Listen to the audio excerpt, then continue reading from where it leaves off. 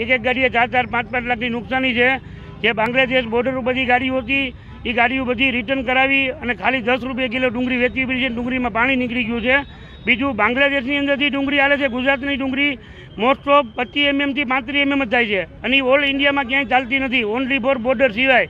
અને અત્યારે વેપારીને શું કરવું, કેમ કે નુકસાની પાછી ગાડી ભાડા દેવા પડ્યા અને અન્ય સેન્ટરોમાં, બાજુના સેન્ટરમાં બંગાળ છે, બિહાર છે, ત્યાં આસામ છે, ત્યાં વેચવી પડી।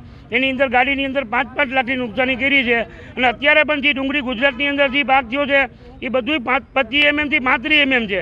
એ ડુંગળી ઓલ ઇન્ડિયામાં બીજે ક્યાંય ચાલે નહીં, ઓનલી ફોર બોર્ડરે ચાલે। અમારે સરકારમાં એટલી વિનંતી છે કે બાંગ્લાદેશ ગુજરાત પૂરતી કોઈ અલગ કોડ બનાવી અને ખાલી ગુજરાત પૂરતી બાંગ્લાદેશમાં નિકાસ આપે તો ખેડૂતો અને વેપારીનું બધાનું ભલું થાય એમ છે।